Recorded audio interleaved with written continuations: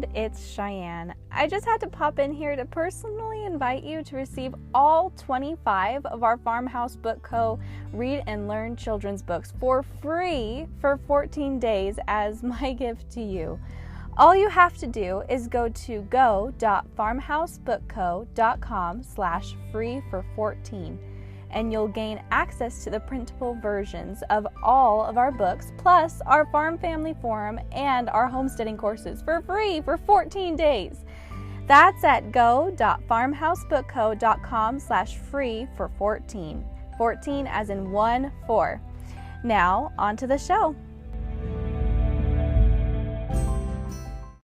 Wilderness survival skills are one of the greatest gifts we can give our families.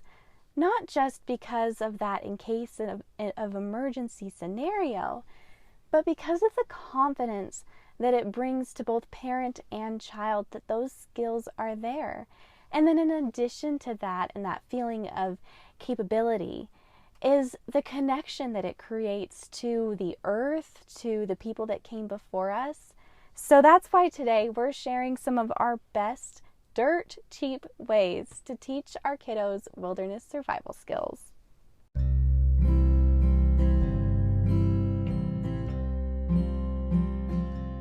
Welcome to the Farm Family Podcast, the podcast for families with old-fashioned hearts like ours that believe what our world needs most is connection in the home. We help families learn together in ways that build life skills and foster curiosity, discovery, adventure, and discussion. In this podcast, we'll cover topics like homesteading, home education, homemaking, and pretty much all things old-fashioned and down home. I'm your host, Cheyenne Lene, a livestock-obsessed homeschool graduate, total book nerd, homesteader, pastaholic, loving daughter and big sister, and founder of Farmhouse Book Co. My whole family and I are so happy you're here. This is the Farm Family Podcast.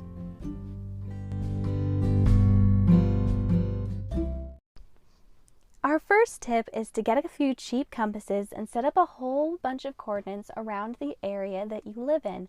Especially at first, keep the coordinates to areas that are familiar to the children so that they'll have their orientation around them and learn where home is according to the compass and directions and the places that they know.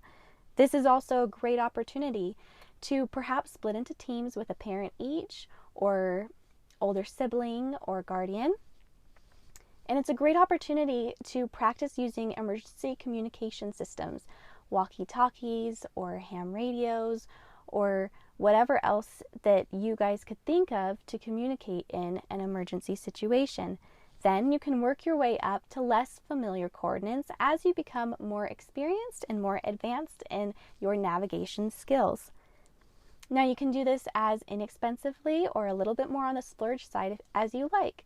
You can start out in areas that are inexpensive landmarks, and you can also choose areas that maybe have a place that you could buy a little treat along a few of the ways and set up a little bit of a scavenger hunt.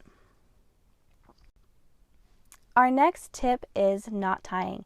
Knot tying is such a fun project, and there are so many videos on YouTube that you can use and reference in order to learn different knots and how they would be used in different scenarios. I remember there was one lesson in preparation for girls' camp as a kid where they taught us a few different knots that we would need. And I wish and have wished so many times in the moment that I've remembered those knots or knew in which scenario would be the best to use them.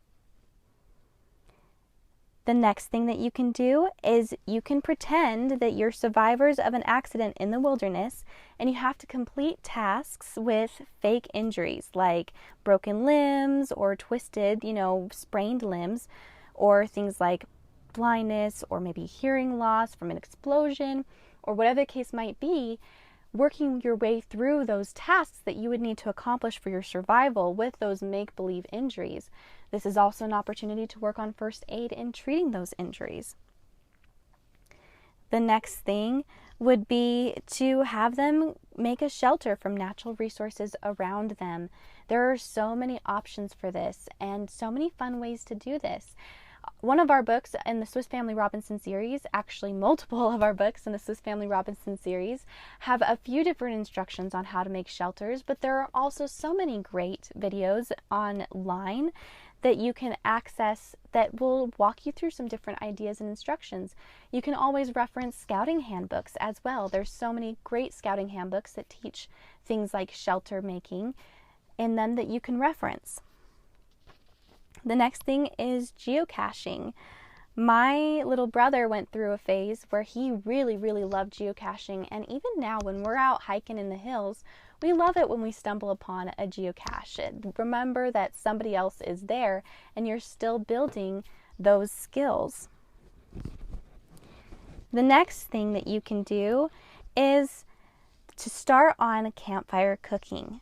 Now, a great place to start with campfire cooking would be the process of learning how to start fires. There's so many different ways to start them, and you can start mastering those different skills.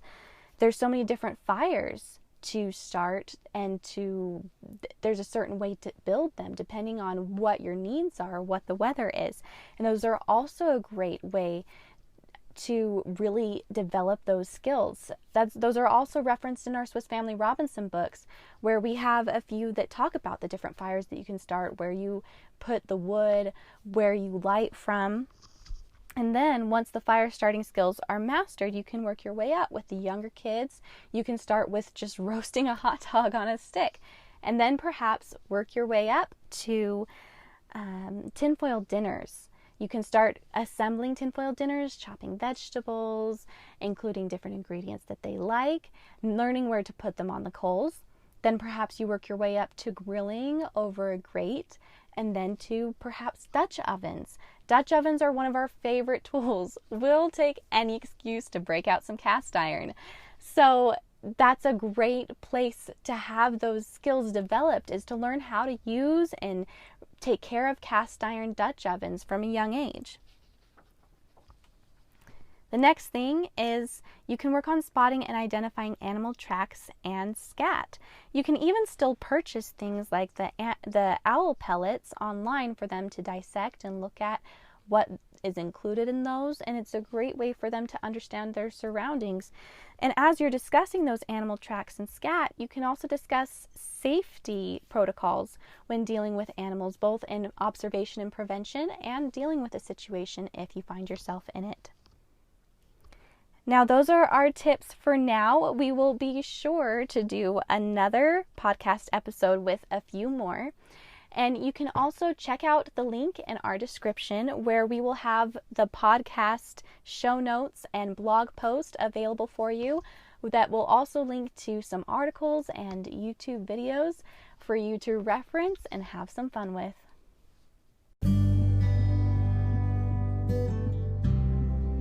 Thank you so much for joining us on the Farm Family Podcast. It was so great to have you. I'd love to have you around more often, so if you haven't already and you'd like to be friends, click the subscribe button. And if you're really feeling it, leave a review. I love hearing from you and reading your words.